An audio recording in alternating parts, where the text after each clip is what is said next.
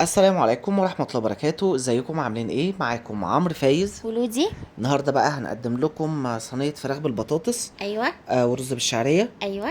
ومعانا بتنجان الشيف مخلل وطماطم مخلله، وحاولت بقدر الامكان ان انا احاول اظبطها وتعجب استاذ عمرو، عشان انا كنت اسمع ان انا حماتي الغاليه كانت بتعمل احلى صينيه بطاطس، فحاولت ان انا يعني اطلع مجهوداتي كلها فيها. يلا هنعلي بقى الصوت ونبدأ معاكم واحدة واحدة كده. نشوف الأستاذة لودي بعد ما حطت على البصل فلفل أسود وملح وسبع بهارات. وسبع بهارات، وهتبتدي تدعكهم علشان بيطلع الريحة. يعني انتوا أول ما تلاقوا ايديكوا علقت يبقى كده الموضوع انتهى. الحركة دي بتعمل ايه؟ بتخلي الأكلة كلها في حتة تانية. بالظبط كده. وطبعا معايا في الطبق التاني فلفل متقطع، سواء حامي او بارد براحتكم، او من ده على ده يعني، وطماطم كمان متقطعه مكعبات. وطبعا زي ما انتم شايفين كده معايا 3 بطاطسات كده حلوين، وقطعتهم طرنشات، ولا هي رفيعه ولا هي تخينه. وحطيتهم في ميه علشان ما تسودش لغايه لما ابتدي اكمل الحاجه. وطبعا هيبقى فيه، بص انا بوريكم ان انا ايديا بقى فيها زي ميه كده، زي الاستاذ عمرو برضو، ايه يعني، والله الواحد بيتعلم لا قولي بيتعلم لي يا عمرو، كتير. نرفع الألقاب عادي يعني. اوكي. ماشي. زوجتي. على فكرة احنا بنزود توم. ما انا حطيت توم بس مش دلوقتي. يعني امتى؟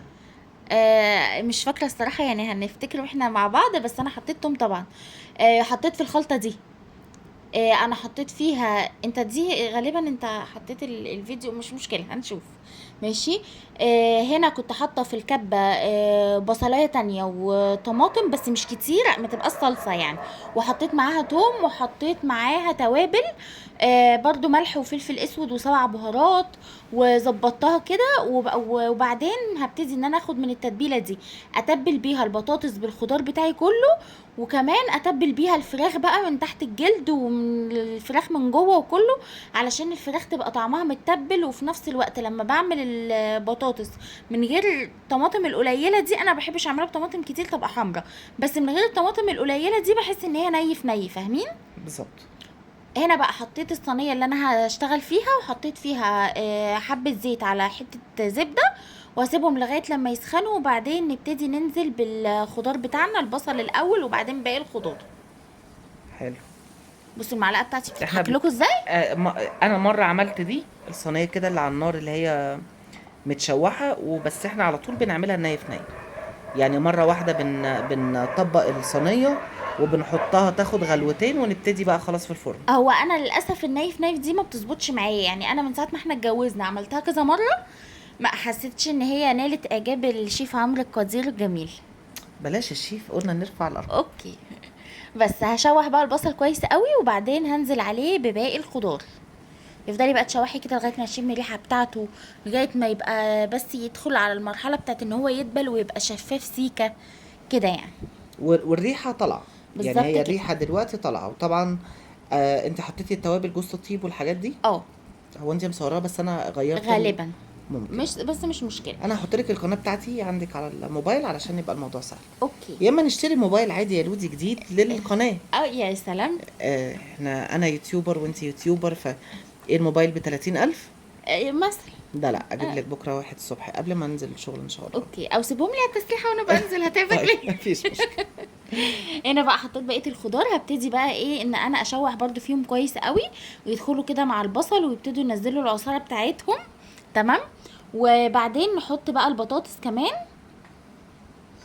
احنا بنعمل ايه؟ انا لما الصينيه بتاعتنا او بتاعت امي بنعمل البصل برضو بفركه بالفلفل الاسود وبالملح، وبحط عليه بشره من جوز الطيب في الاول كده، افضل ادعك ادعك ادعك، وبحط الملح وكل حاجه، وبعدين ببتدي ان انا احط منها على البطاطس، وبحط ما بين الجلد بتاع الفرخه من نفس فاهمه اقصد ايه؟ الخضار. من نفس الخضار ده. وبعدين بعد ما اخد منها جزء علشان بس الزفاره، جزء للفراخ، واروح حاطط الباقي على البطاطس، واعمله كده كوكا بوديل على بعض. بالظبط كده. هنا انا كنت حطيت بقيه التتبيله اللي انا عملتها في الكبه اللي انا قلت لكم عليها، اللي هي توم وبصل وفلفل، وفيها فلفل حراق. يعني لو هتحطي فلفل حراق يستحسن ان انت تحطيه في الخلطه نفسها علشان يدي تيست كده للفراخ والصينيه.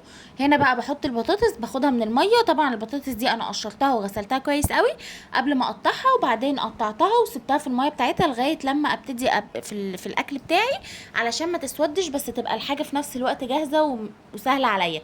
وطبعا وانتي قاعده في البيت كده، اي خضار هتنضفيه ولا هتعمليه خديه في طبق، وخدي صينيه او خدي حته قماشه انت مخصصاها للحاجات دي، واقعدي قدام التلفزيون كده سلي نفسك.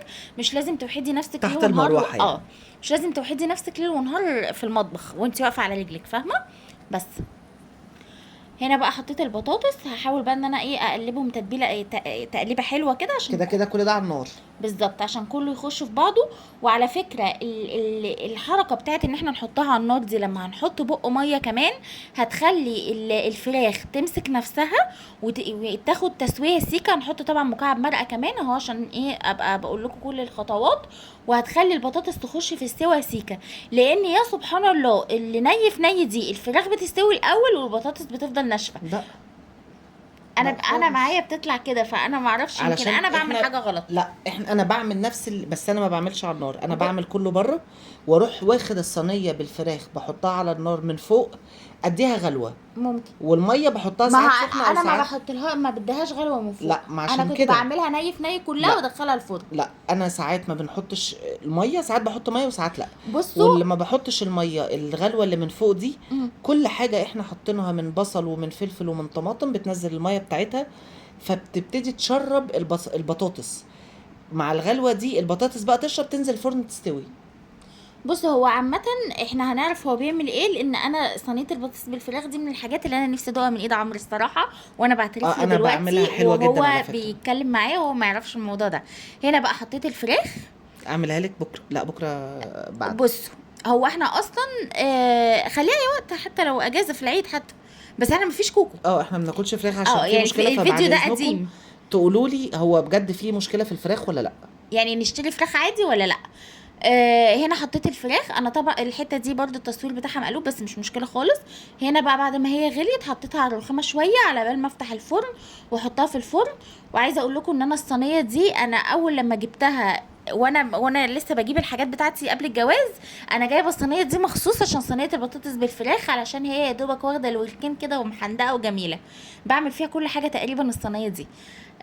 هنا بقى حطيت في الحله اللي هعمل فيها الرز حته زبده وسبتها على جنب عشان قبل ما اعمل الرز.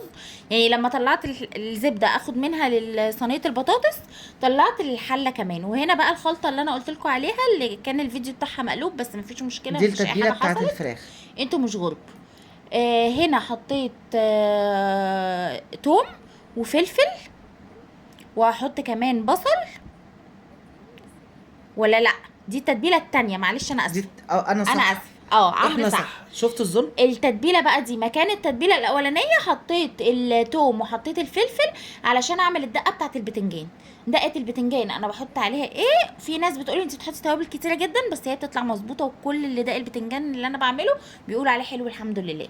حطيت توم وحطيت فلفل، وبحط معلقه كمون ومعلقه كزبره، وبحط ملح طبعا، وبقطع بقى الطماطم بالشكل ده، والبتنجان بقليه في الزيت.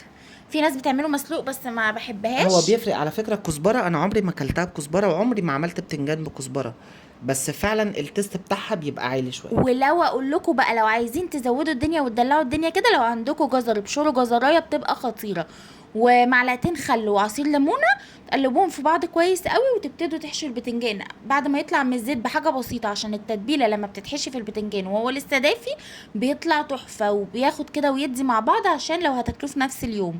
والطماطم نفس الحكايه، بين كل طرنشه وطرنشه بتحطي حبه من الخلطه وبس كده. وهنا كنت هدخل خلاص الصينيه في الفرن، حطيت حته زبده على وش ورك الفرخه. وهنا بعمل الرز بالشعريه، حطيت بقى معلقه زيت كمان على معلقه الزبده، وهقلب في الشعريه كويس قوي.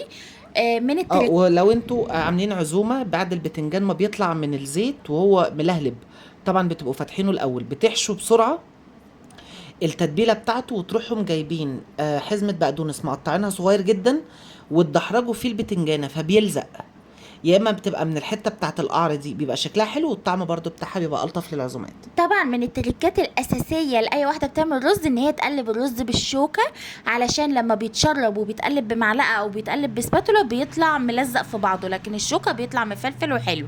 ديلو ماشي. كده الاكل الجميل. ايوه. يا رب يكون عجبكم. انا بس وش الفرخه اغمقي مني سيكه، بس والله بتطلع حلوه وطعمها حلو. تسلم ايديكي.